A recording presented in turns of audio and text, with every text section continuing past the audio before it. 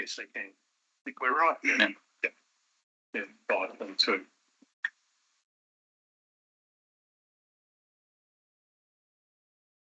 Good afternoon, everyone. Welcome back to our adjourned meeting. This meeting was being held last week and we've adjourned it till today, and it has worked out well, and that we can then proceed after we finish on to the General Manager's briefing.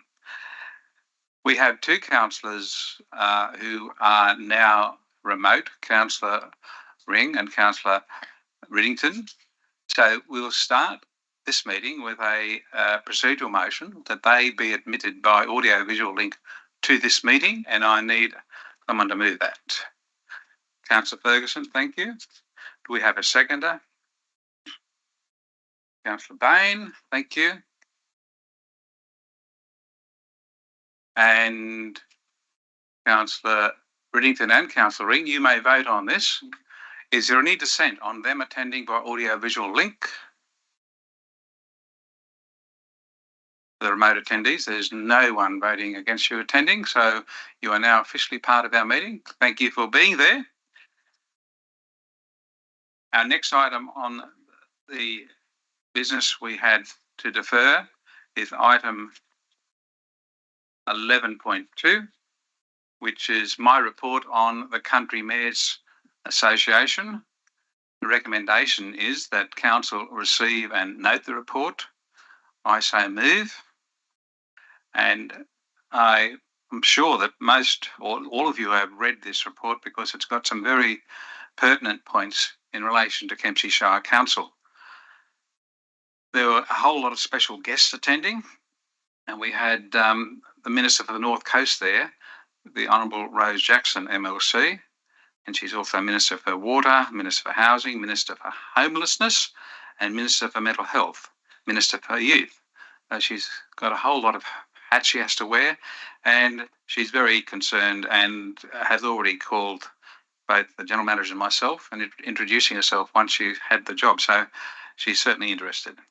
In the ALGA report, we had one from Councillor Linda Scott, who's President of the Australian Local Government Association, and she talked about the financial assistance grants and the fact that we're currently receiving 0.5% of gross tax returns, and ALGA's hoping it'll get to 1.5%. The 0.5% that Council's receiving, and I could be corrected here, is in the order of $7 million, Mr. General Manager. The federal or financial assistance grants received this year was 7.6, I think, thereabouts. Yeah. Okay, we won't quibble too much. It's around $7 million, but it's very important we increase the financial assistance grants, and in light of the fact that we just found out that the federal government has now got a something like $19 billion surplus. I hope ALGA's continuing on with that. Some of the things that are interesting in her report is that there are $236 million over 10 years for flood warning infrastructure, and we are hoping to continually upgrade our flood warning infrastructure, hopefully putting in more remote cameras. The Councillor Darragh Turley, President of Local Government New South Wales, also talked about a subsidy and or the emergency service grant, and the fact that we have to keep fighting that.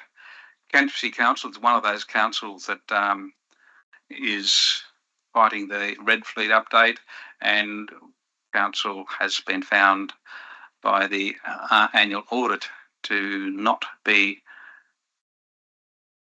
complying, and it has not affected us yet. The Minister Jackson then talked about a whole lot of things, but she's talking particularly, and to me, at the end of that report, if any council has land that can be developed for housing, please let's talk. So we're looking for land, and if we can get housing underway in Kempsey Shire, that would be fantastic. The Minister for Regional Transport and Roads basically said that even though we were on track to hand back some of our roads, the Labor government has different priorities to the previous government, and it's going to be a battle for us to hand those roads back. It will be a great benefit if it happened to our bottom line. Dr. Michael Holland is a Parliamentary Secretary, so he's a head of the Department of Health and Regional Health, and he had some very interesting points there that they have an intention of employing 1,200 additional nurses and 500 paramedics in the region, so that would be great. And Carmel Donnelly, IPART, tried to explain why the process of the review of how our rate capping works, and the fact that they are working on so many submissions about changing how they do the calculation. And on the bottom of the page 85, it talks about the fact that she's looking at, or the committee is looking at, base cost, population factor, English as a second language factor, and productivity factor for each shire. So that may affect us. The fact that we're remote and regional, it's very important we have a look at that. And finally, I'd like to highlight a couple of things from the business.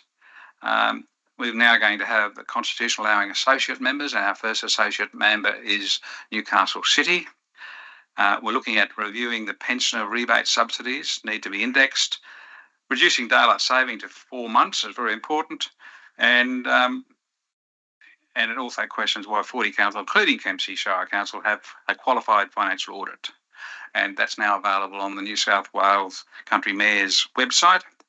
So I commend this report to you, and I open it up to debate. Or questions?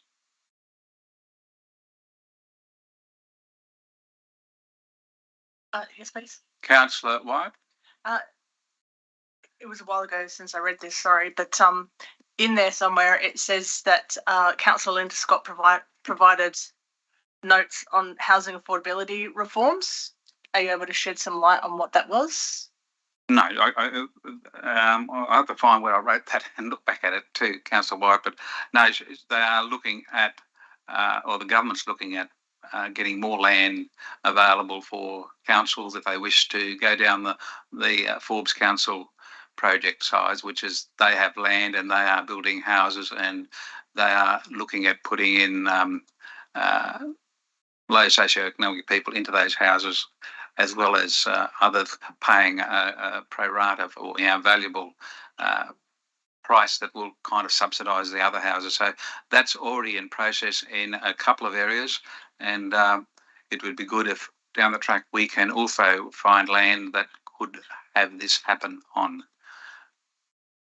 So Thank you, Councillor White. Sorry, it just says other subjects addressed were the New South Wales housing affordability reforms. Did she have a presentation or anything like that you have a copy of, or just Google New South Wales housing affordability reforms? I think that'd be an answer. She didn't put anything up. What about? I'm just curious. The reasoning for my question is what is some of the discussion that you're having, or not you, that you're having at Country Mayors? I mean, how are they feeling? What are some of the options? How are other councils addressing it? I mean, that's sort of generally around my question. Like, what's the general feeling? What are some of the discussions? Well, yeah, so there was a lot of interest in it, but I can't relate the general discussions. I'm sorry. Mr. Mayor, I might be able to help a little bit with that. Thank you, Mr. Mr. General Manager was with me, so yes, he can help. Thank you. I've just forwarded a link to the councillors from the Department of Planning, which talks about the reforms. The major reforms, unfortunately, still focused more in the city and the larger regional areas, where the New South Wales Land and Housing Corporation and the Aboriginal Housing Office will have expanded rights under the state significant development, where they actually have easy approval pathways for developments of 75 homes or more, or where the capital investment's over $30 million. So they're the sort of major ones to drive the bulk.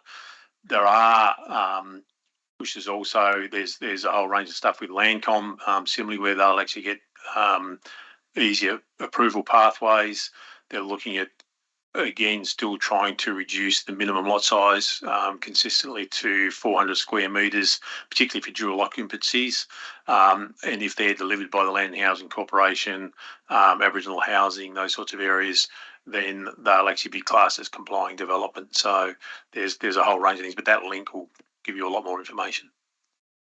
Thank you, Councillor Wyatt. Thank you, Mr. General Manager. Finding that link. Any further questions? There's one on up there. Sorry, Councillor Riddington, remotely. You have to turn your microphone. Yes, we can hear and see you. Thank you, Mr. Mayor. I appreciate it, and I really appreciate the General Manager and you attending this really important conference. I think this dovetails really nicely into our thinking of recent meetings to look at partnering either with the government or developers, finding land that may be suitable, looking at how we can assist our citizens in Kempsey, in our Shire. I'm really interested in the General Manager's comment about the regions. So maybe this will go to the General Manager. I'm sorry, I just need a bit of clarity. So is it 75 houses and 30 million from state significant, or is it 75 million with a 30%, 70%, 30% social housing breakdown? Mr. General Manager? Yeah, through Mr. Mayor, these particular reforms relate specifically to the New South Wales Land and Housing Corporation and the Aboriginal Housing Office that gives them expanded state significant development approval pathways, and that relates to 75 homes or projects over 30 million. So that's specifically around that particular reform. Thank you very much. I appreciate it, and I really appreciate this report. Thank you very much. Thank you, Councillor Riddington. Any further questions? If not, I'll put the motion before us. Is there any dissent? Councillor Riddington, your hand's up. Are you dissenting?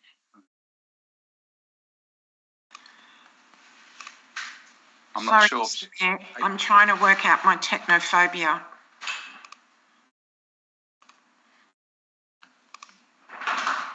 The hand's still up. So could you just tell me, are you dissenting, Councillor Riddington? No, I'm not. Sorry. Thank you. Thank you. For Councillor Ring's sake, it was carried unanimously. Thank you. We now move on to a mayoral minute that I have put forward for all of you to read. For those remote, I sent it in an email to you, courtesy of directly to Mr. Thorogood. I'll quickly explain. I'll read it to you.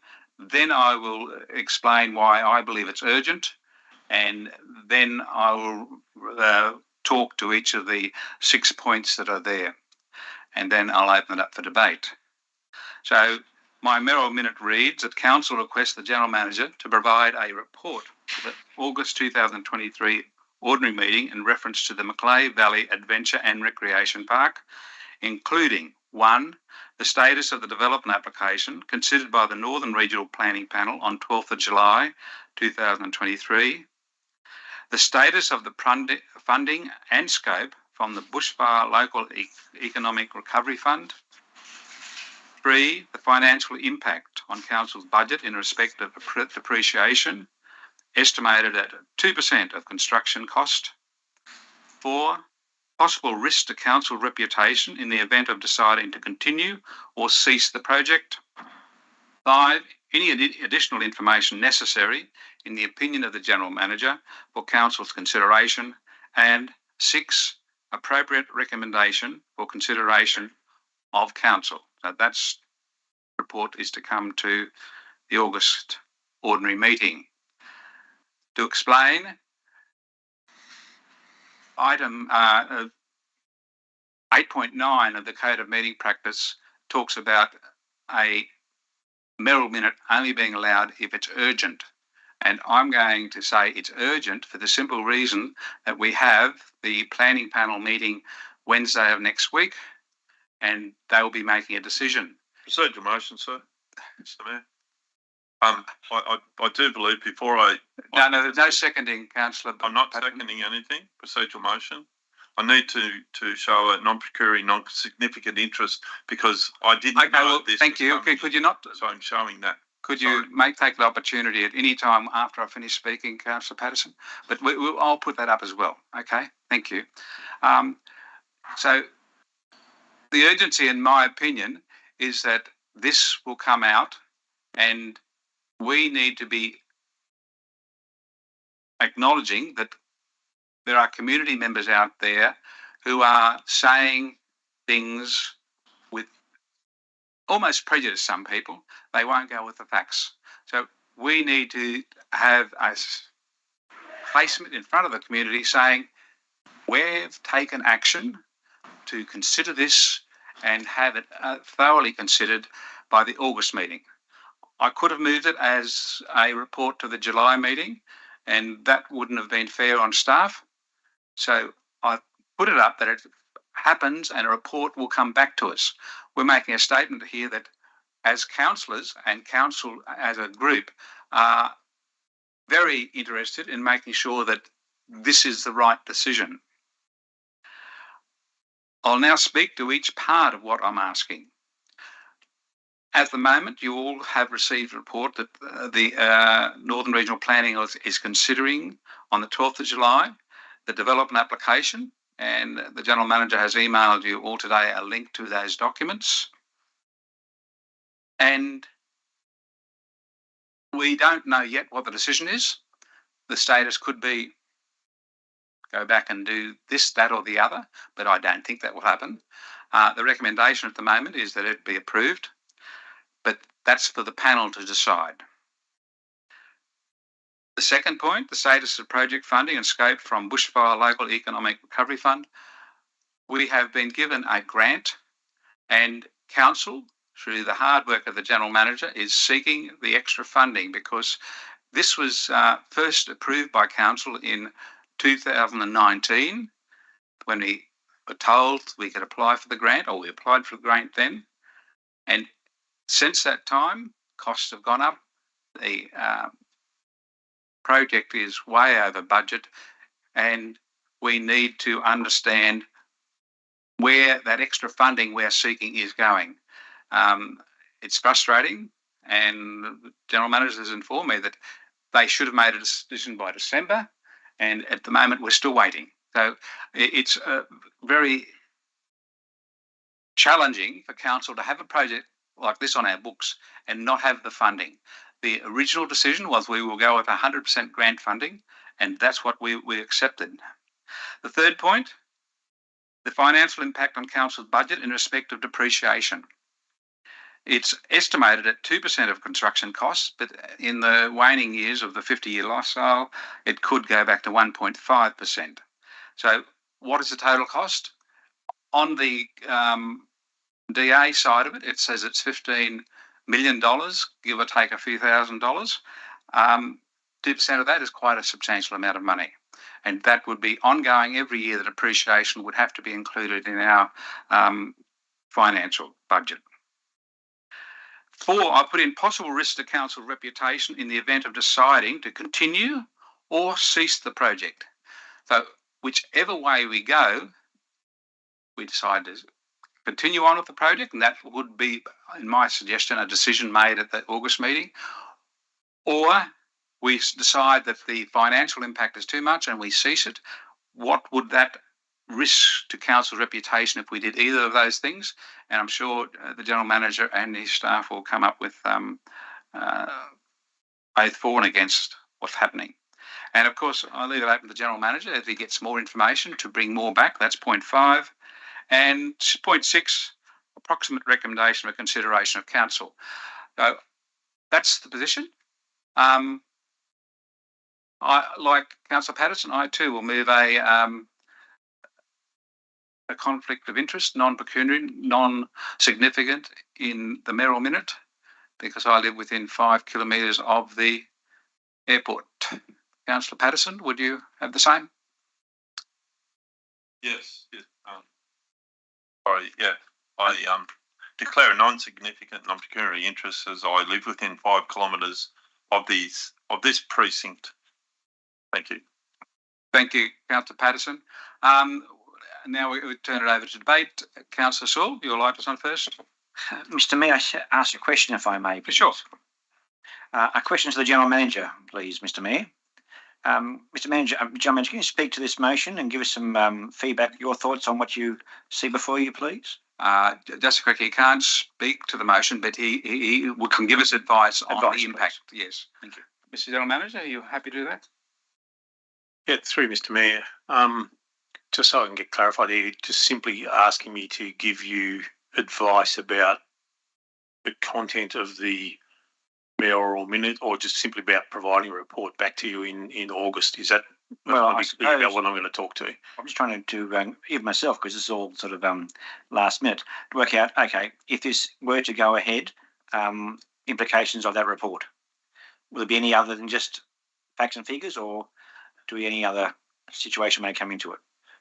Yeah, Mr. General Manager. Yeah, through Mr. Mayor, that would provide a report to council that would, number one, councillors and the community will already be advised of that decision of the planning panel, because the planning panel will make that public after they meet next week, and I would have been providing the councillors with advice on that as soon as it comes to hand. So that you already know, so that would just be repeated in the council report. The status of the project funding and scope, we would provide you information there. The fact that we have $11.23 million in the grant funding we've put in at the request of the state government. We've put this in as a request of the state government for additional funding for that project. We have been waiting. That went in October last year. We were told, as the Mayor said, we'd be notified in December. Obviously, a change of government has slowed that down considerably. So we would give you basically that sort of information on there.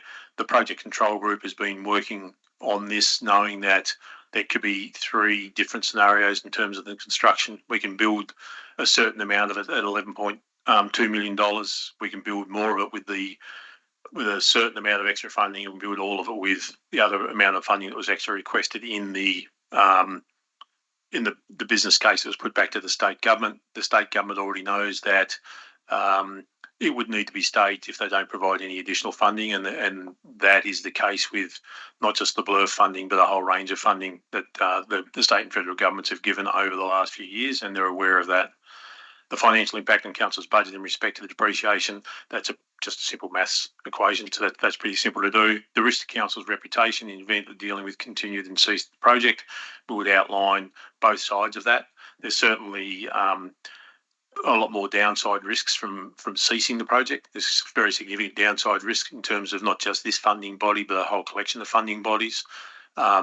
It also has an impact on our relationship with the Department of Planning, and also consultants we've actually worked with, the architects, all those sorts of things, and also the peak national bodies and state bodies we've worked with in developing this project, and local businesses. So there's a lot of downside on that.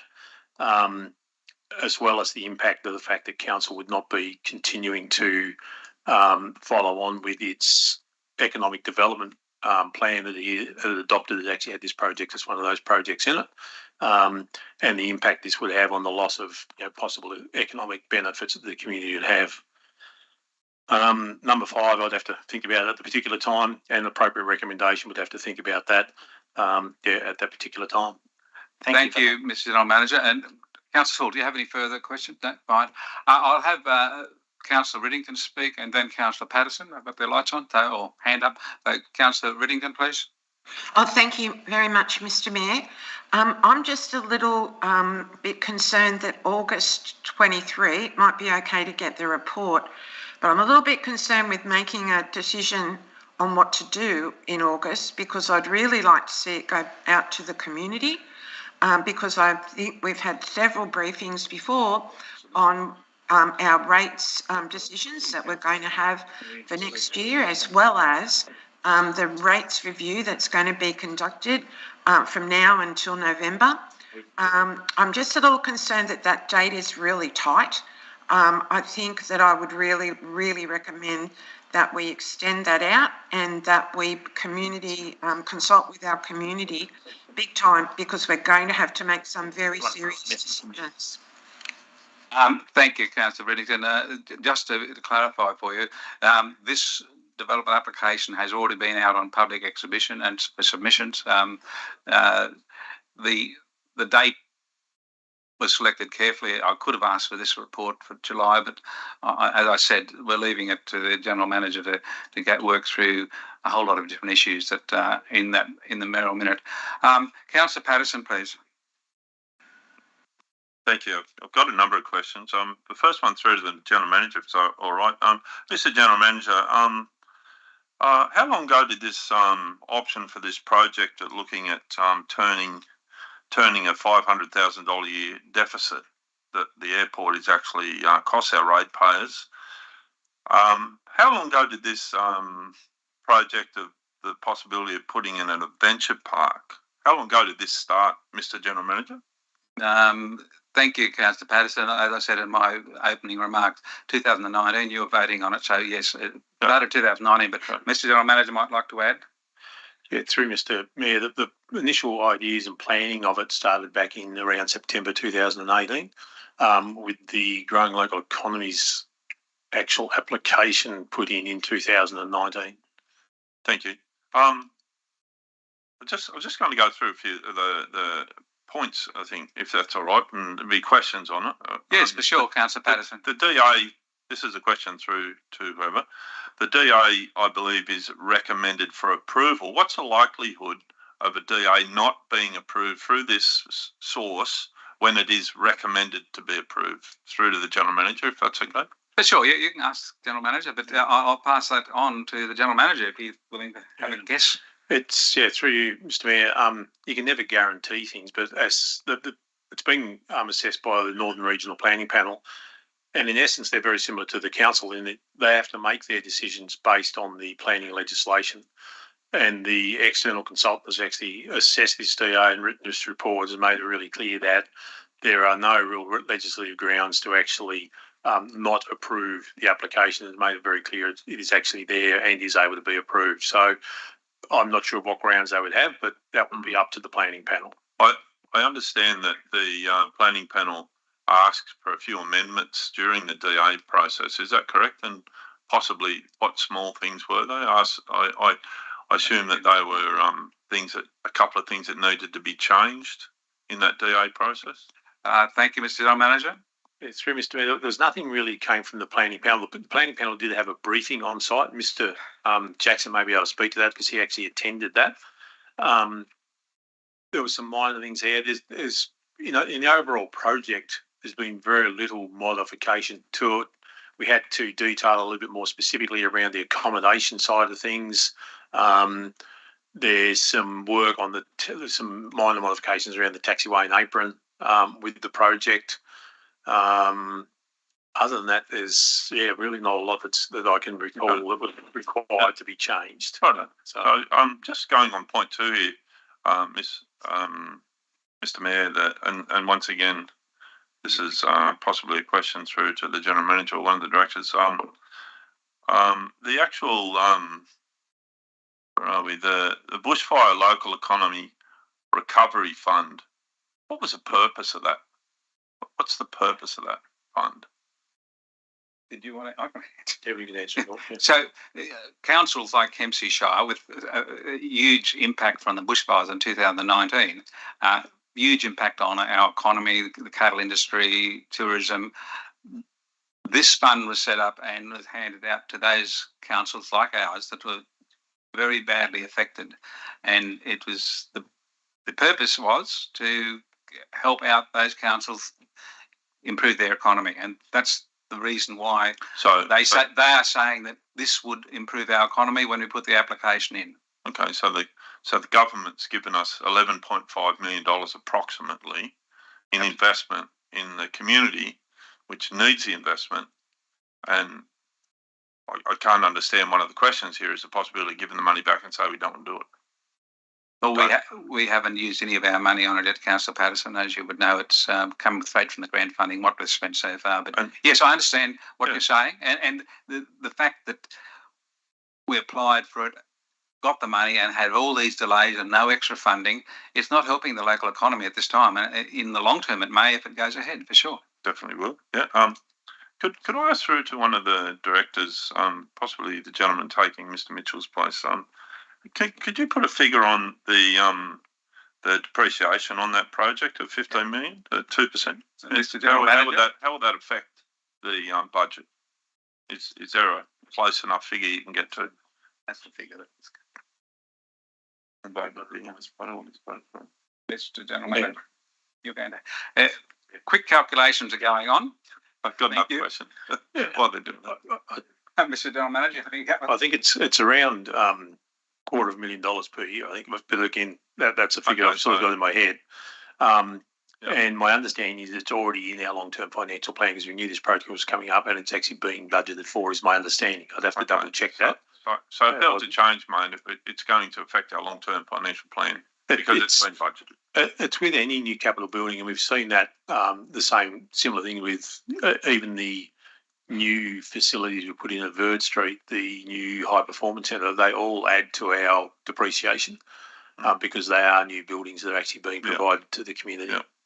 So number 4 states, and I'll just ask another question through to the General Manager if that's okay. In basically in the reputation, you gave a short comment before that the possibility of our reputation could be damaged in the fact that we've been given 11.5 million towards a 11.5 million fund originally because that's what the project was.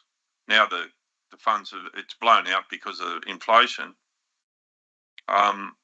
The government the grants committee that hands out who we've met the grants committee that hand out these grants, the bushfire grant. What sort of reputation would we get if we said take the money back? We're a little bit short of it. Where we can't seem to work out how to, this is what I'm just guessing, we can't seem to work out how to deliver the just even if it may be delivered in 4 stages and the final stage is Councillor Patterson, could you get to the question, please? Or you're speaking to it? Okay. That's the question. So damaging our reputation. Yeah, positives and negatives. That's right. And the General Manager's already addressed this, but I'll ask him to address it again. Well, I think he only slightly addressed it, yeah. Mr. General Manager. Yeah, through you, Mr. Mayor. There'd certainly be some significant relationship work that would need to be done with the funding body in relation to this, and other departments that have actually worked on the project through that time. What my understanding, really, there is no issues about us being able to actually deliver the project. There's a project control group set up. Project management is actually funded through the project, so delivery of the project is no issue. The issue is whether, it's my understanding from some of the comments made today, it's whether or not council want to put the depreciation of the asset really on its books, and whether that's the question that is actually jeopardising it. And as I said, it's my understanding at least some of that depreciation is already in our long-term financial plan.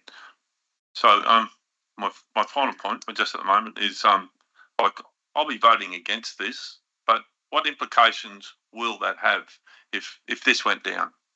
Could I ask that through to the General Manager? The implications if this Mayoral minute didn't get up. What is the implications, and would this report be delivered anyway? Thank you, Councillor Patterson. I could give you that implication, but Councillor, Mr. General Manager. Yeah. If the matter is voted in favour, we'll provide what's actually requested here. If it's voted down, we obviously would take no action. But in relation to this project, as I said, after the joint planning panel's meeting next week, we'll give an update to councillors on that. Once we notify the funding, we'll be giving councillors an update on that. And council at any stage can ask for us to actually give more detailed briefings, which is what we'd be doing as the project, like any of our other major projects, actually progress through. Council has seen that, with our major water and sewer projects and those sorts of things, that we give you regular updates. So we'd be doing a similar thing with this project. Thank you, Mr. Mayor, for letting me ask a question. Thank you. Councillor Wyatt, please, and then Councillor Bain. Thank you. I'm just asking a clarification question as well. So on the 7th of June, I think it was on the 7th of June, Director Mitchell gave us a briefing of several projects. This was one of them. I'm looking at a document that has confidential written all over it, so I'm not going to say what it is other than it was to look at these questions. I'm kind of wanting to know, I have 2 questions. What is the difference between the two? I mean, my understanding is that we were going to be given a briefing anyway. So this mayoral minute either confirms that or puts that in the public sphere or brings it to the council table. Like, what's the difference Is between that the two? the question to me? Either one. Well, to me, it's, as I said at the beginning, there's going to be a lot of community interest, in my opinion, when a result comes out, when the DA is decided on the 12th. And this is showing our community we are on top of this. We're not having briefings. We're actually putting it out in the public that we are taking an active interest as councillors to make sure this project is financially sound and will bring the benefits that we are expected to. I follow up. So my understanding of the briefing that we had, the brief one, is that we were going to be presented. Can I say this? Options. You can say options. Okay, a business options for us to make an informed decision, and then I presume that a motion would come to council somewhere along the line of providing a recommendation, like we've put here. I don't see that it's being non-transparent as such. I think that having a briefing, as was intended by Director Mitchell, allows us to make a more informed and a brainstormed decision and a workshop decision, and then it comes to council where we then flesh that out a bit more in that public space and ask those questions. So whilst I think these are great questions, I'm just a little wary. Thank you. Councillor Bain, please. Thank you, Mr. Mayor. I'm going to speak to it and then ask a question at the end, if I may. As we've been informed in other forums, depreciation isn't the only cost that is incurred when we're building new assets. There is outfitting them. There is the work of, if they're going to be contracted out to a private company to manage and deliver, those are all also aligned costs. I'm cognizant that we have the ability to deliver it, but my question now is whether, in terms of our financial position, whether it is is it the best outcome for our community to deliver it. And I understand it's in the long-term financial plan, but our long-term financial plan is heading for extreme deficit. So I think we need to keep that in mind when we're making these decisions. I would be very interested in seeing, and I'm aware that it is a possibility that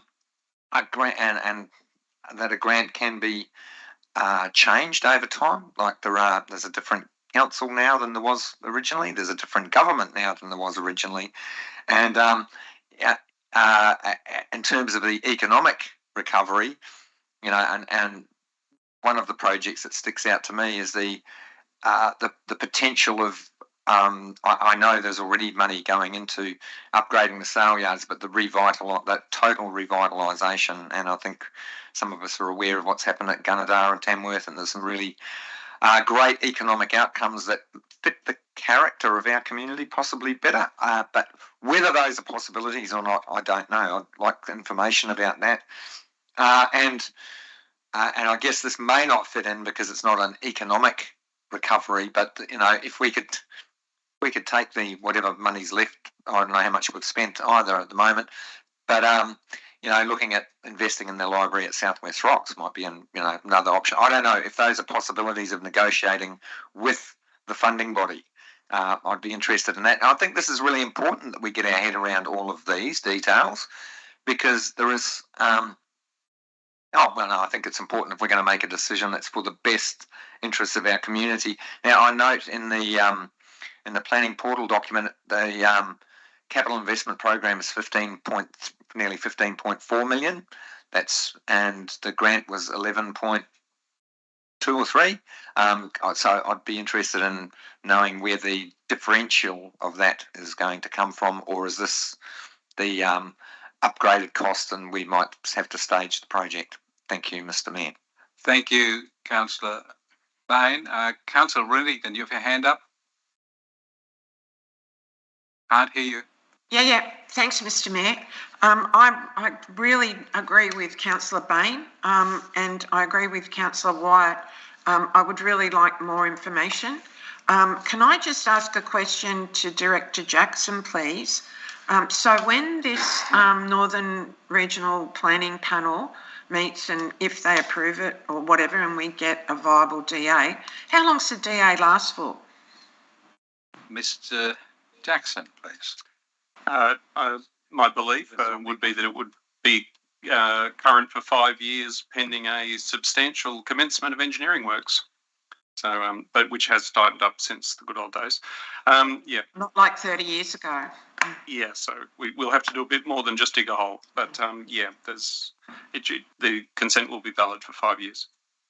Thank you very much, because I think that's really important that we get all the information. The DA is going to be decided on the 12th of July, which is next week. We've still got 5 years. We need to have this information. I still, even though I know that this DA has gone out for public consultation, I still would like to talk to the community about what their priorities are for economic management and what they would like to either lose or gain in this particular financial crisis that we're in. Thank you, Councillor Reddington. Are there any further speakers? Councillor Ferguson, please. Just a question, if I could, Mr. Mayor. Yes. Are grants like this, the dollar value, are they transferable to other projects or no? Is the risk too high of losing it? Mr. General Manager. In simple terms, no. Under normal circumstances, no, they're not. Thank you. You have another question, Councillor White? You've spoken to it. I know, I do, but may I ask a procedural question of either Mr. Thorogood or governance? Yes, you can. Or both. It's just in relation to, I want to ask a question about the briefing, but I'm not sure what I can say. So I just wanted to get clarification of what I'm allowed to ask before I put my foot in it. It's confidential information you've already been given. So I don't know. Yeah. That's what I want to ask. So I'll ask Mr. Thorogood if he could help Councillor White with this issue, please. Yep, through you, Mr. Mayor. Councillors can't disclose any information which is given to them in a briefing that council hasn't otherwise, for instance, published on its webpage or is otherwise published public knowledge. So all information shared within a briefing is considered confidential. Thank you, Councillor White. Another question? Yeah, the question is then, is it council's intent, or has council planned to give us a briefing as was stated in the June briefing by Director Mitchell? Mr. General Manager. Through you, Mr. Mayor, it's always been our intention to continue to keep council updated on all of its major projects and the financial implications of those. So that is our intention. That is what we have done, and that is what we will continue to do. And it is council's prerogative at any point, should they wish to cease a project or change a project and those sorts of things. You as a council have that prerogative. I will just remind council too, though, that just last week you made the resolution to continue to deliver this project when you adopted the DPOP. It's actually one of the projects in there. So you've already made a decision to continue to deliver that project. But that doesn't mean at any point along the way you can say we're going to stop doing that project. Well, I build it, of course. But thank you, Mr. General Manager. Councillor Ring, please. And then Councillor Patterson, another question? Councillor Ring? Yeah, thank you, Mr. Mayor. I just wanted to ask if possibly there could be an amendment in there. I find just the way that this is put forward quite negative, and I just wondered if there could be, there is the financial impact there, and it kind of has a negative skew. Is there a way to have the financial benefit of this project if it goes ahead as well? Because I think that's, an important part of why the recreation park was going to be built. Yeah, thank you, Councillor Ring. That question's answered in point 5 of the motion. Any additional information, and I'm sure the General Manager will show the financial benefits. It's actually in the business case and a number of people employed, those sorts of things that the General Manager will certainly bring out. So it's not just all negative financial, but it's up to us as councillors to make a decision on the pros and cons of every situation that comes before us. So Is that enough, or did you want to pursue a further amendment? No, that's fine. I did have another question. Yes. So the funding of this came out of the Bushfire Local Economic Recovery Fund. Yes. And, I really hope that we don't have any more events like that. But what's the likelihood that we're going to actually have another grant process like this where we could fund a project like this where, I don't know. There's no other part of the question. Mr. General Manager. Yeah, through you, Mr. Mayor, to have a grant program that, when this was actually offered, was picking up 100% of the actual project costs, is extremely rare for a project of this size in all my experience in local government. You do not see that occur very, very often at all. And I think, as we're all aware, both state and federal governments are needing to tighten their belts, and certainly the Premier Minns has made that very clear in the last week. We're not going to see grant funding of this nature for the medium-term future, I don't believe, as both federal and state governments have to do similar things that we're doing, and that's looking at their books and how they continue to maintain services and some reasonable financial position. Thank you, Councillor Ring. Anything further? Thank you. Councillor Patterson, you have another question, and Councillor Bain. Thank you. Just in relation to grant funding, I'm trying to establish in my head, the possibilities and mentions in the Mayoral Minute about the shortfall. What sort of shortfall in funding will we for the High Performance Centre? I'm just trying to get my head around numbers. Mr. General Manager, can you remember all those numbers? I can't remember the details of those numbers, but I recall that Council had to put in somewhere between, I think, 60 and 100% more than what we were originally going to do, which was up to a couple of $1 million in the end, which we weren't really planning when we first started that project. That's just my recollection. I'd have to come back with details on that. Just asking, is the report back that you're giving to us anyway, that's coming anyway, is that going to have options like that the being the DA, if it gets past, it's over for 5 years of grant funding, still will be applying to finishing off that possibly staged project delivery, which is that something that's going to be a likelihood? Thank you, Councillor Patterson. Yeah, through Mr. Mayor, I think if the DA is approved, it would be prudent for Council to at least start that development, and whether that's just simply by some site clearing. Yep. That would allow the DA to then be there in perpetuity, which is really sort of the minimum investment you want to have from the money that's already been committed to it. Can't remember if that just answers all your questions. Only part of it. That's so fine. yeah. I asked a question before about Councillor Bain asked a question, but I think it was about public consultation. It may have been Mr. Councillor Riddington. Councillor Riddington has actually suggested we go back, and we've already had submissions from people on the DA. Councillor Patterson's my question. Yep. My question is, how long was the DA out for public consultation, and what size of responses did we get? Any approximation? Mr. General Manager. Yeah, through Mr. Mayor. I think in terms of the consultation on this project, it goes back quite considerable, because it's actually been in for, I think, the last 3 years IPR documents. So all of those have gone on exhibition, including the most recent one. And there's been opportunity for the public to provide feedback on each of those stages as it actually went through. So there's been quite considerable opportunity for the public to make comment on it. In relation to the DA, actually don't have the reports before me, but from my recollection, there was 2 submissions from operators at the airport, and I think there was 1 public submission from the Kempsey Airport Action Group in relation to this project. Okay, so that's my other question. That's the urgency that Mr. Mayor that you put up is that community members are talking. What are they going to do? How are we going to deliver it? Sorry, but I haven't heard any of that. Thank you, Councillor Patterson. Councillor Bain, please. You had another question? Yes, thank you.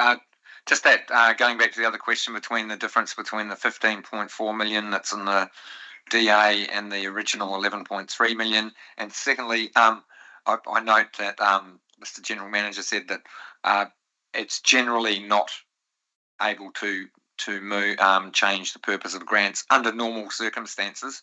I'm not sure what normal circumstances are anymore, but that was just what is normal circumstances.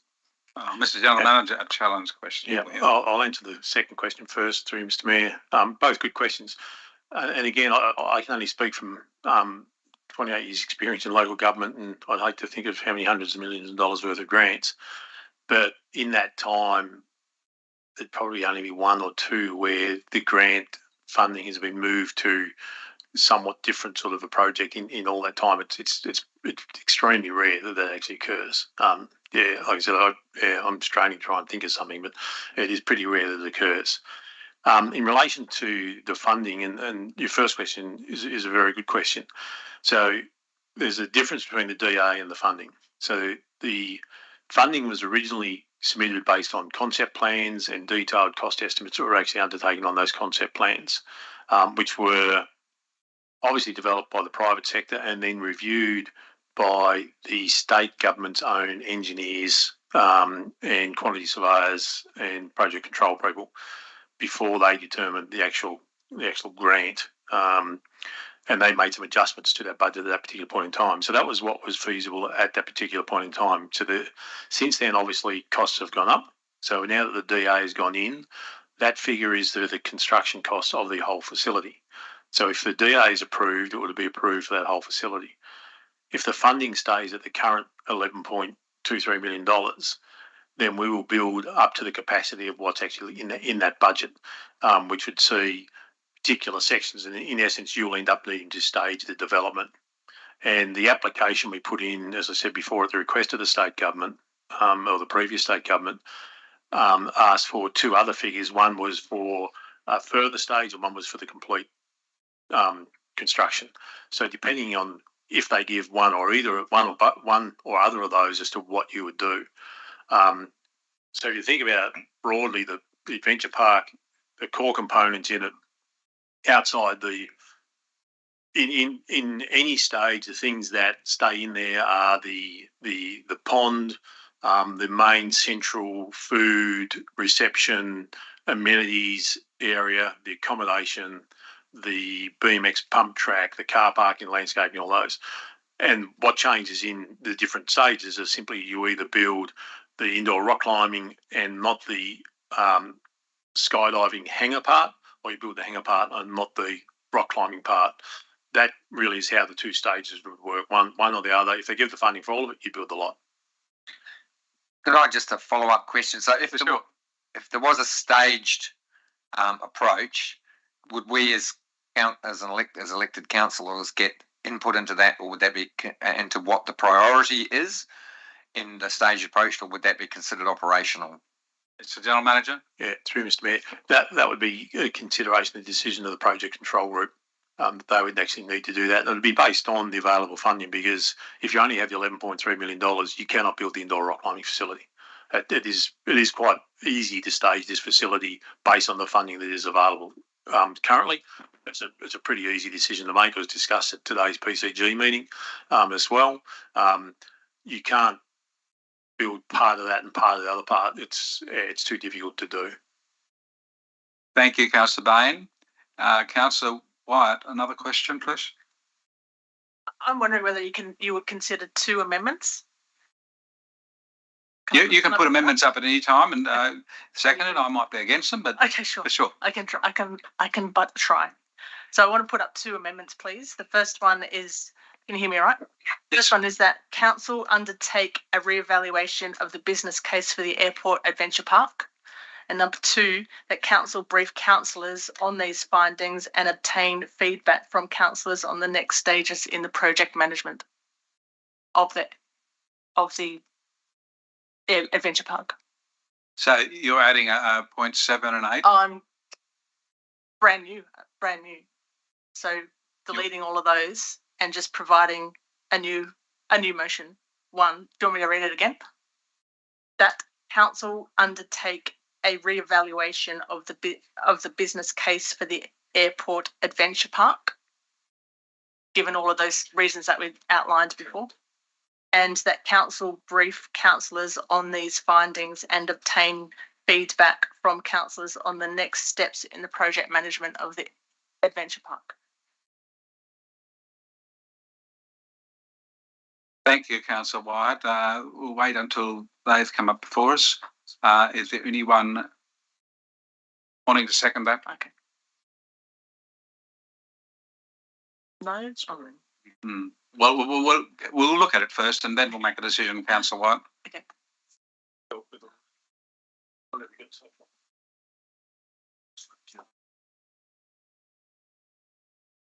The wording may not be exactly what you got. We'll need to fix it up, but it's what Mel has been able to actually get. It's come to you, you know.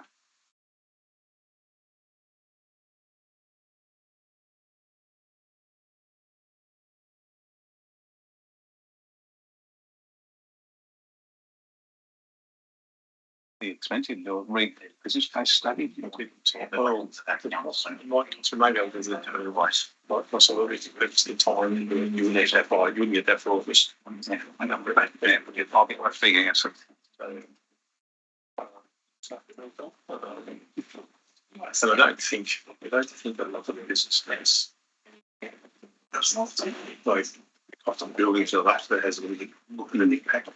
But also the rest of the economies and see your economic impact from up as well. All that and the business case was assessed by the grant people in Sydney, wasn't it? Yeah, it was. Yeah, it was externally assessed. That's been used. It's both companies. That's applied to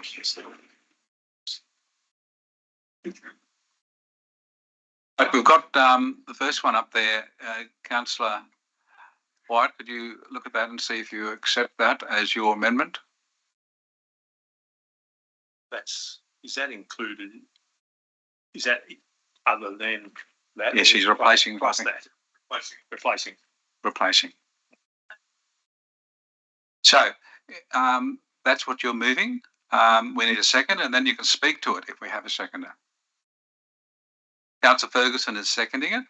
Thank you. Councillor Wyatt, would you like to speak to your amendment? Yeah, thank you. This is what council has already undertaken to. Well, this is what was part of the briefing, part of information, a briefing, is that council are going to provide us with information. We've had discussions before about the fact that we needed that extra funding, that we've, our long-term financial plan as doesn't look healthy. All of the things that we've talked about, we have raised before. I feel that what we're really wanting to do is we want to know the pros and cons and those four bottom lines: environmental, financial, community and social. Like what is the business case around this airport? I mean, not the airport, around the master plan. I feel that that is more succinct, and that allows us to have rather than having a meeting like this in council, is it allows us to have sort of some workshops, provide feedback, to get some input, and then we get to decide what those next steps are. Thank you, Councillor Wyatt. Is there any other speakers on the amendment? We're talking about the amendment only at this time. Councillor Riddington. Thanks very much. I understand where this is coming, and I thank Councillor Wyatt for it. There's no time frame on this. So up to the General Manager, how long would it take to reevaluate the business case when we are going to get a proper briefing, in my opinion, in November? And I'm happy to be part of the discussion. I'm happy to be part of any project workshops, whatever, but there's no time frame. And the DA is going to be approved next week. We've got 5 years. I think, in all honesty, I would really like to go back to the first Mayoral minute. Thank you, Councillor Riddington. Mr. General Manager, could you help her with that, please? Yeah, thank you, Mr. Mayor. In terms of the re-evaluation of the business case, it would really depend on to what extent or what expectations the councillors have on that. We could do that internally and possibly get that back to you in August, possibly. Otherwise September. If we needed to have someone externally do that. We'd need to find the funds firstly to do that, and then secondly, I wouldn't see that getting back before September at the earliest. So, Thank you. Councillor follow-up. Riddick, did you have a follow-up question? Thank you. Yes, thank you. Follow-up question. So if we go with Councillor White's motion, which I don't have, amendment, Yep. which I don't have a problem with that time frame in it, I'd be happy to go with that amendment as long as it had a time frame in it. But I still think that we really do need to have a full business case, including the impact on our ratepayers, on our funding, our financial sustainability, the whole box and dice. Thank you, Councillor Riddington. Any further speakers? You have another question, Councillor White? Your light's on. I should have put a date on it. Sorry. You still can.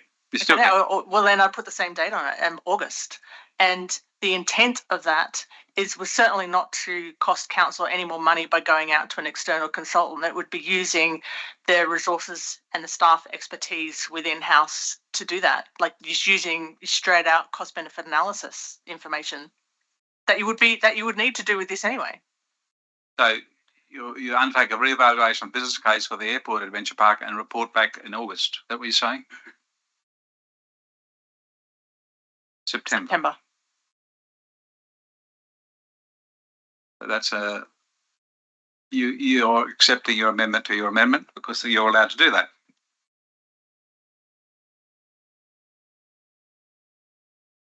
And they remain in the business case there, but adventure park, brief councillors.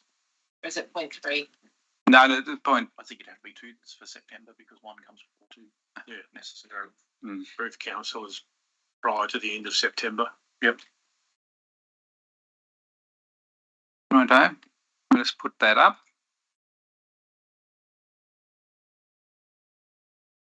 Just a question. Councillor Patterson, please, a question. I also wish to put an amendment up, but Well, first of all, we deal with this amendment, and you're foreshadowing another amendment. Yeah. And you might be amending this then if that gets up. Okay. So you can amend it any way you like after it's been dealt with. There's no one else wishing to speak. I'll speak against the amendment. And I'll go right back to what I was saying when I introduced the Mayoral Minute. This is getting information out for the community. It's not about briefing councillors. We will get that information in briefings anyway, because the General Manager wants to make sure that we're fully informed of what's happening with the Airport Adventure Park. But this is putting information on the agenda of the August Council meeting. So anyone out there in the public can read all the information, the pros and cons, the impact on our finances will be all there in the report. Also to have a due consideration of the decision from next week. So having a re-evaluation of the business case, that's something you could move as another amendment at the point we get a recommendation at the August Council. But at the moment, the General Manager is already in train to give those briefings to us. This is information we need to put out, in my opinion, and that's why I've put up the Mayoral Minute. We need to put it out there for the community to be aware of a whole lot of issues. And they will be told, if this is the original Mayoral Minute is approved, that we are taking action and are very close, having a very close examination of the whole issue. We're not just standing back. We are doing our job as councillors, representing the community. And so we're informing the community. This one, all these things, both point 1 and 2, nothing will go out to the community other than we're doing a re-evaluation of the business case and we're getting getting briefings. I don't think that's kind of going totally against the original motion, in my opinion. Any further speakers on the amendment, please? If not, I'll put the amendment that's there on your screen, and it's point 1 and 2. Yeah, I don't. I ask correction. Did Councillor White speaks in reply to the amendment? Okay. Mr. General Manager, I was speaking against it. I had my light on. You probably didn't see it when you asked for. Sorry, Councillor Patterson, but Councillor Ferguson has light on too, so I'll come to you after Councillor Ferguson. More speakers, Yeah. Thank you. Sorry.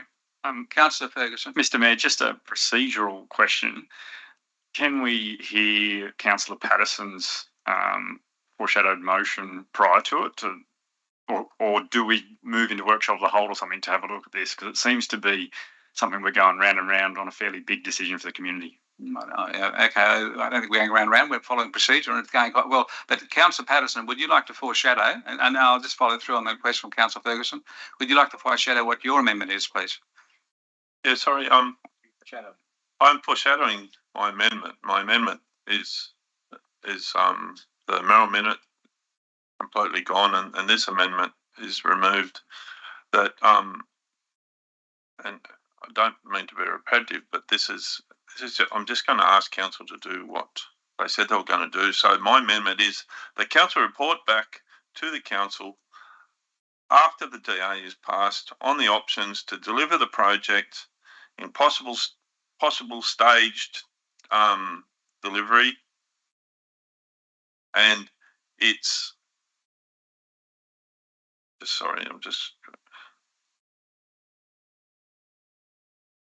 and its effects on our budget.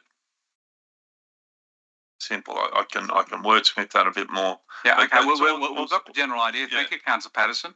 Yeah. In fact, because this is what council was going to do anyway. Yeah, and that's exactly what my motion is. What you just said. That's just on the way of putting it. But yeah, thank you. So, are there any other people wishing to speak on the amendment? So you're voting to bring this up, and if you vote for it, it becomes a motion, and that then becomes a debate, and Councillor Patterson can move an amendment to this if it's the motion. Okay, so that's the procedure.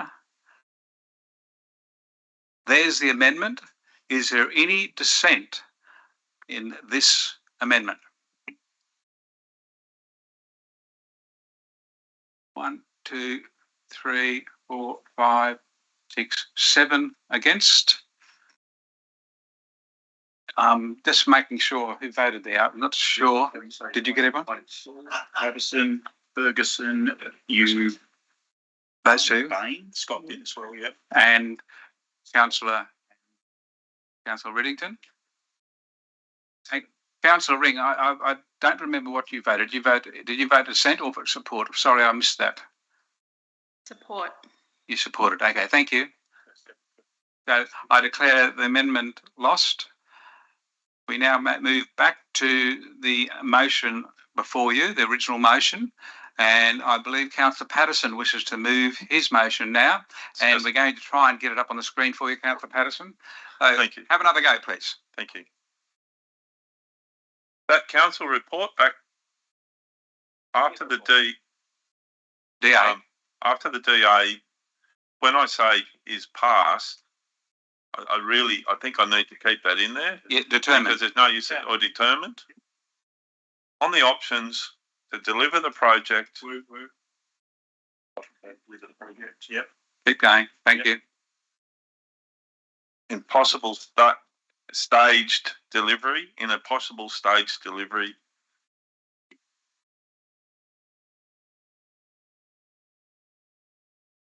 The effects on the budget that we have adopted.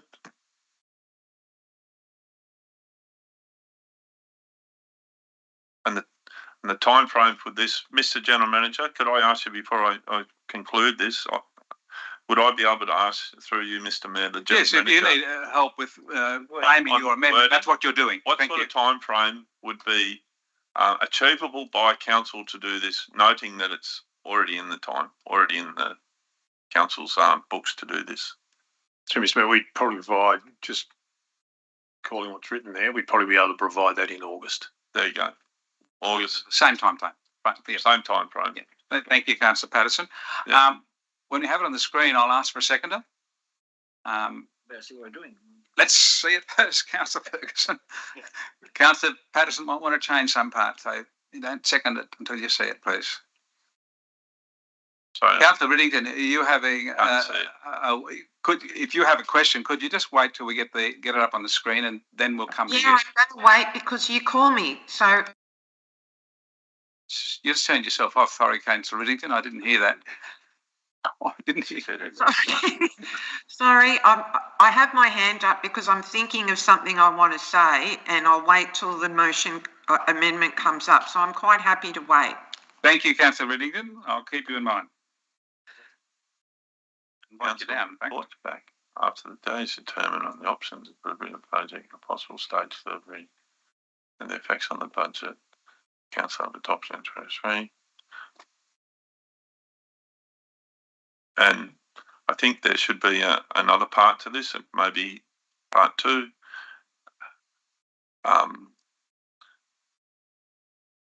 And the benefits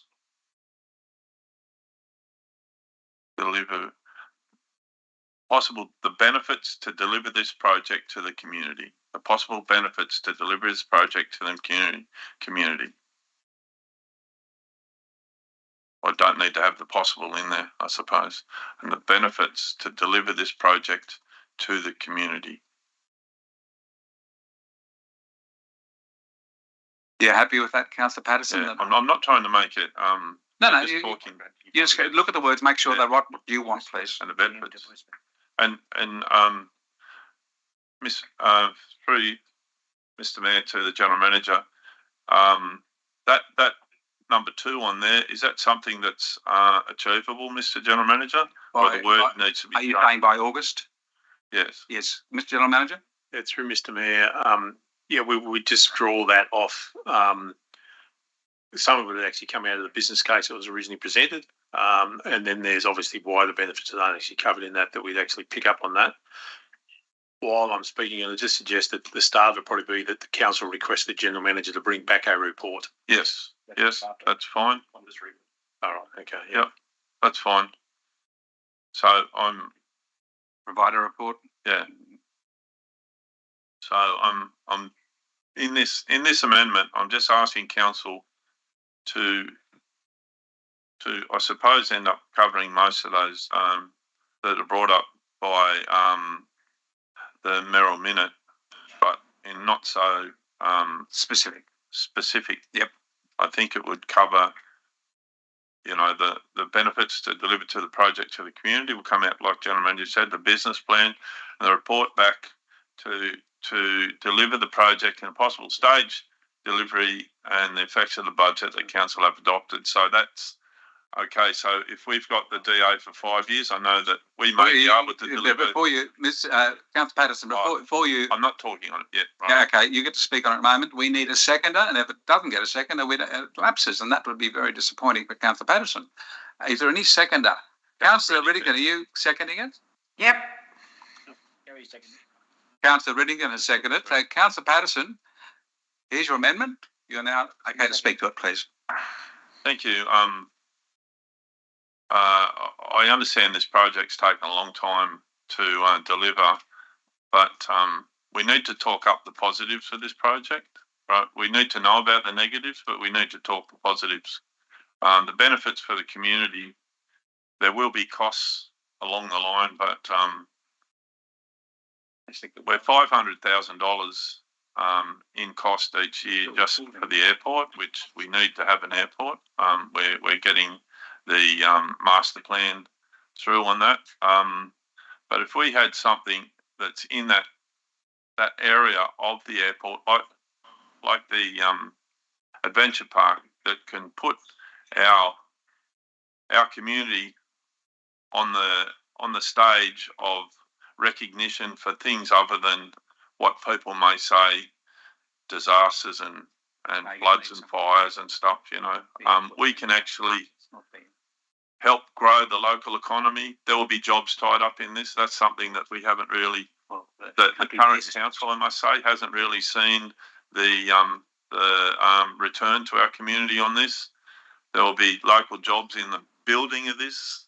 11.5 million or 11.2 million is a project that we will never get to see this option again for such a huge grant funding. I really look forward to my councillors supporting with this amendment. We're getting all the answers, but not so specific as from the Mayoral minute. And this is something that council can deliver, and I look forward to your support in this amendment, my fellow councillors who love living in the community that gets $11.2 million worth of funding. Thank you, Councillor Patterson. Do we have another speaker? Councillor Riddington, thank you. Thank you very much, Mr. Mayor. I really thank Councillor Patterson for this amendment. However, I would really like to suggest that this amendment can go into 5 and 6 and 7 on the original mayoral minute. I like a bit of detail. I really do, and I don't think that this amendment detracts from that. I think these are very important points, and I take Councillor Ring's initial point of the benefits to the community. However, I think this could be well included into the original mayoral minute. Thank you. Thank you, Councillor Riddington. So you're suggesting, just so I can be clear and Councillor Patterson can be clear, you would like options 1, 2 and 3 put in as 7, 8, 9 on the original mayoral minute? Yeah, well, I think I haven't got that in front of me at the moment, the original one. I think that what we could do, there is a thing in there, I think about 5. I think the budget thing's already in there. I really want to see the benefits to the community and be supportive on that. I really would like to know the possible stage delivery as well. I think they're great, absolutely great ideas. But I really would like that all included for the clarity of the general public and councillors, and also for the general manager to prepare that report for us in August. Thank you, Councillor Riddington. Just to can we go back to the original? On your suggestion, I'll say to Councillor Patterson, I'm happy to have option point 1 and 3 put into the original mayoral minute. It just adds to the mayoral minute, but it's up to you whether you want to continue with the amendment or let me accept it into the original. I'd like this to continue with that amendment, if it's okay. I at no stage believe that a report back from council will not be specific. I believe reports back from council will encapsulate everything that's been talked about. Our staff, council staff, doesn't sit around and not listen to us as councillors. I believe that we're getting this anyway. So I'd like to keep it simple. The amendment is 1, 2 and 3. And Mr. General Manager, could I ask you for a comment through you, Mr. Mayor? On what part of the... On that question given by Councillor Riddington, that would be in a report back to council anyway. Mr. General Manager. Yeah, through you, Mr. Mayor. Reading the amendment, the way the report would be structured would be to provide detail on the status, obviously, of the project. We would again let you know where we were in terms of the development application, and also the fact that the planning proposal has been approved for the rezoning of the land as well, which I forgot to mention earlier. We would set out in the report the various stages or how it may be staged, given the funding availability, as I briefly described before. We would look at, in terms of the impact on council budget, look at how that may look in terms of not just depreciation, but potentially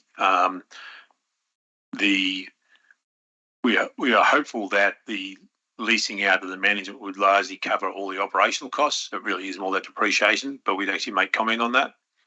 And then the benefits to the community, that would be information that would be drawn from both the business case that was originally put forward and other information we've gathered since then as well. Thank you, Councillor Patterson. Councillor Wyatt, please. Thank you.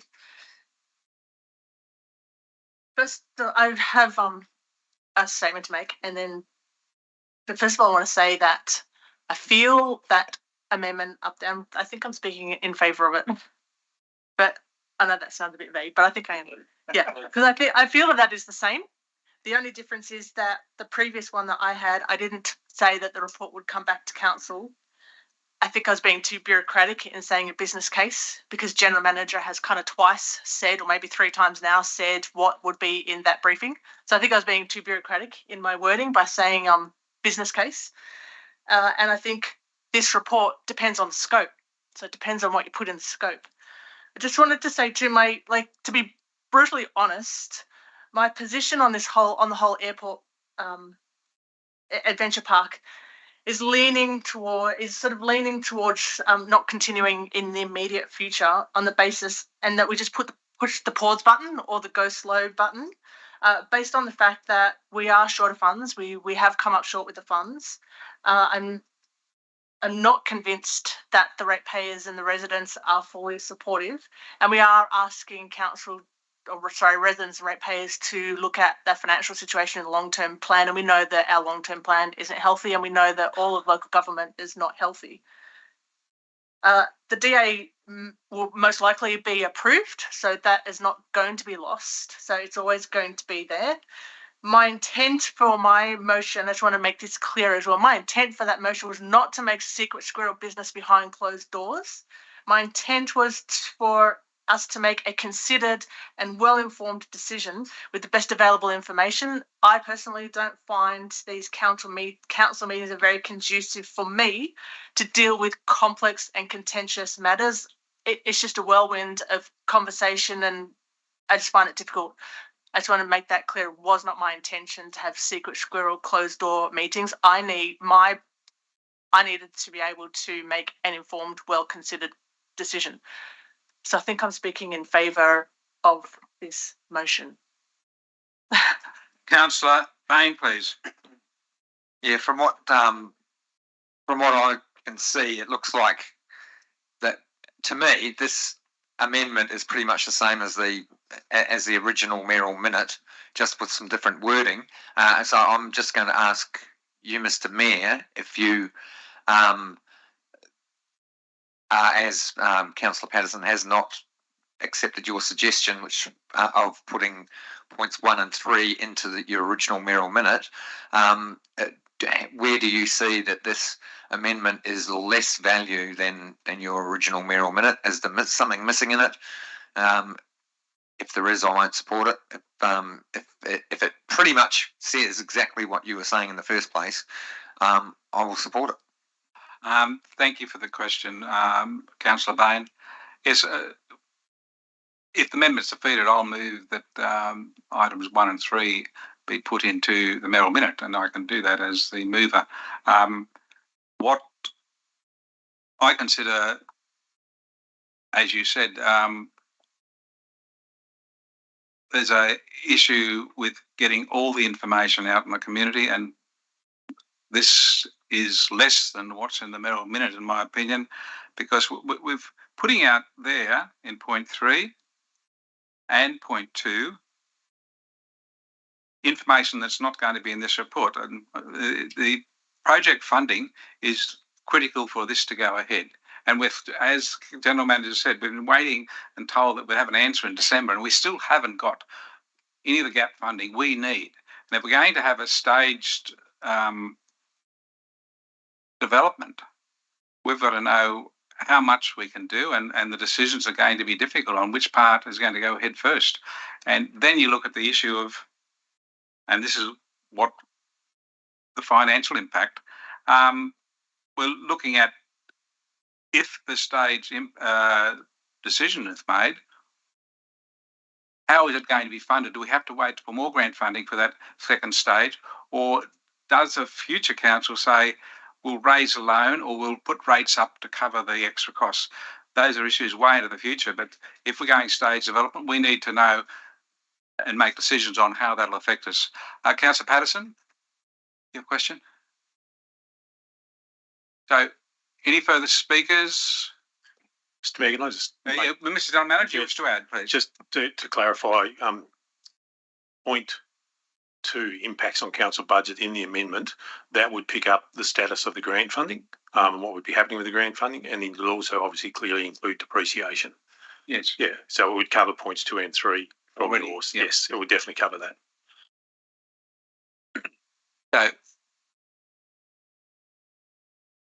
right, well, I'll close debate on the amendment. I really do think the original motion is doing exactly what Councillor Patterson has put up.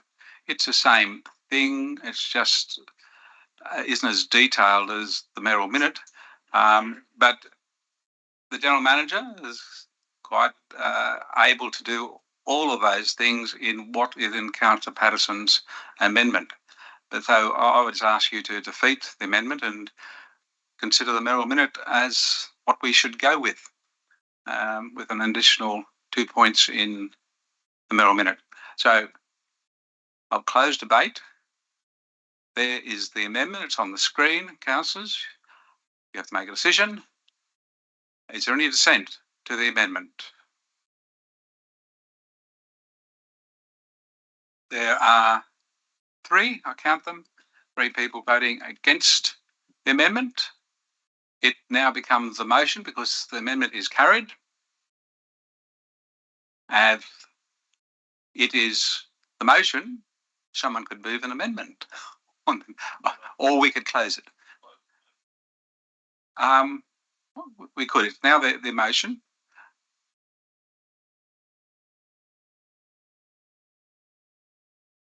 There's no further amendments or questions. I'll close debate on the motion that's now before us, which is the amendment as put up by Councillor Patterson and seconded by Councillor Riddington.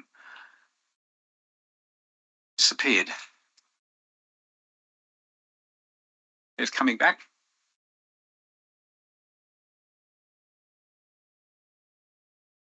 So, speaking in favour of the motion before us, Councillor Patterson, I'm speaking in favour of what you've put up because it's going to bring a report back on the Adventure Park. It's going to give us information that the community will know about, and the General Manager will certainly be able to cover the impact of any aspect of this project on the financial situation of council, and that's what you've written in point 2. So the impact on financial budget, and point 3, we're looking at the benefits to the community. That is a positive thing, and that will come out of the business case. So I'm sure the General Manager will look at that detail to bring that report back to us in August. I've closed debate, and I now put the motion before us. Is there any dissent? No hands are moving, so I declare it carried unanimously. Thank you all. And we now come to that part of the meeting where we have to move into confidential. Thank you to all the people in the public gallery for being here. We have a motion to go into confidential, please. Councillor Bain, seconded by Councillor Saul.